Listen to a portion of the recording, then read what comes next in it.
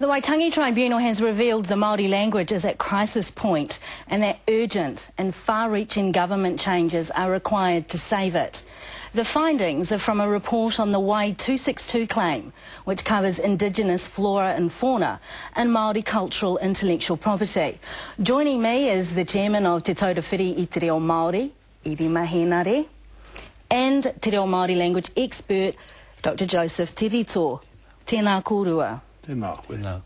Irima, when you received the report, what was your initial reaction to it? The report, when I saw it, I thought that I had written the report. If you read my utterances over the last 3 years as Commissioner, you will see that many of the things that are in the report are things that I've said. As head of the Māori Language Commission, are you comforted by some of the words or the stronger direction that the government needs to take to help the language survive? I'm comforted by the words that relate to the response from the Crown. I'm sad that there's no inference or reference in there for the need for our people to wake up to the fact that the language is in trouble. How much trouble is it actually in? Well, I think the last major survey of the health of the Māori language was done by Dr. Richard Benton in 1975, and definitely the number of native speakers since then has declined terribly to a pretty sad state now.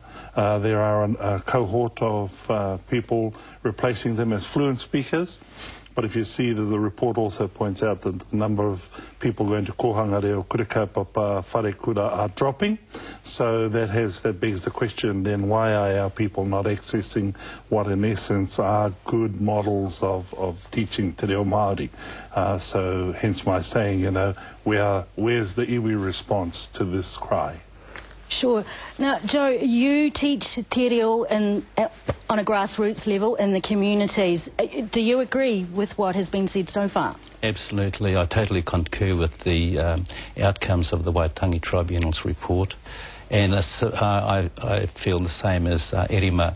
I feel like I've written that report as well. I made similar recommendations in 1999. When I was a research fellow under the Winston Churchill Memorial Trust and studied language revitalisation overseas, and this recommendation about the Māori Language Commission, that was one of the recommendations I made in my report, and also about the strengthening of the Māori Language Act.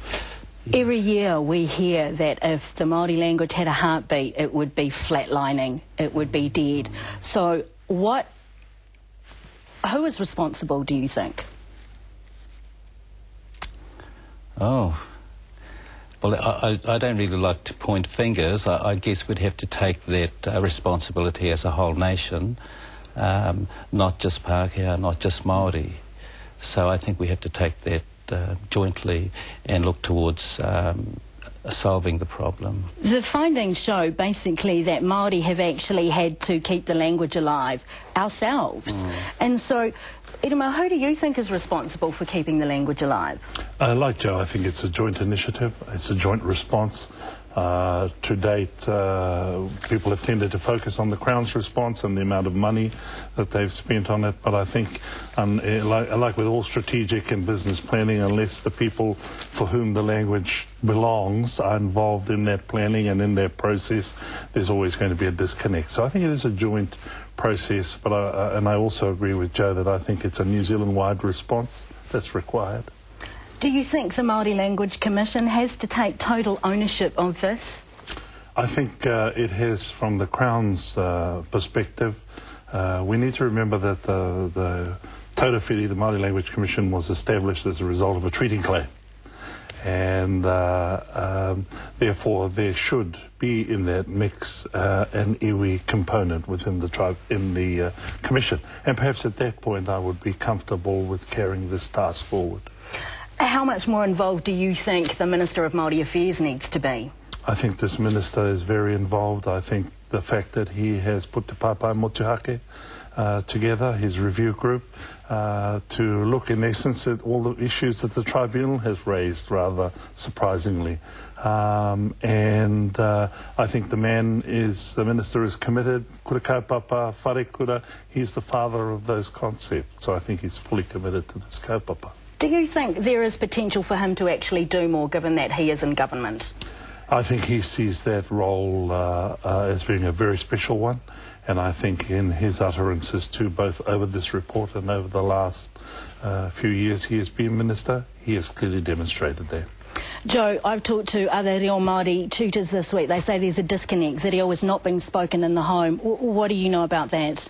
I think that's true, but I think one thing that's lacking in this report is any real mention about broadcasting. It focuses totally on education, and I think we need to increase the resources, particularly in radio, iwi radio. Iwi radio has been stuck on about $350,000 a year for the last 20 years. Now, radio gets right into the homes on a daily basis, 24 hours a day, and I think while I love the report, I think this is an area that's gravely lacking in terms of the recommendations. What about Māori television? People think everybody is speaking the reo now, so how do we get Pākehā or non-Māori speakers to become more engaged with the language? Well, there's a lot of marketing, of course, in this whole thing. Things don't just happen automatically like that. It's a whole promotional and marketing campaign, and this has been shown overseas in places like Wales. You've got to get the politicians on side. You've got to get the nation on side from that point onwards. I mean, we as Māori know the importance, but we have to show that importance, and I think we have to use PR. What direction do you think the Māori language is going to take from here on? I think it will be to alert our people to the need to speak te reo in their homes more than they do now. I think that the Māori language communities need to become more active than what they already are, doing the things that they're doing now. I don't think it's an issue of money. I think the money is there. I think it's just a matter of marshalling our resources and waking people up. I remember 23 years ago when the Commission was formed, Professor Karetu said then, you know, if we don't do something to te reo, then it will go the way of the moa. And if that was what our people wanted, then this generation of fluent speakers and native speakers would be the one to put it to rest in its grave. We will not leave it any longer. And then we're heartened by a month ago survey coming out saying 39% of people in New Zealand now want compulsory language in Māori language in schools. 10 people asked in the Dominion Post yesterday. 8 of them all said that they would prefer that Te Reo Maori was compulsory. So perhaps we're looking at those options as well. Indeed. Thank you very much, gentlemen, for coming onto the program.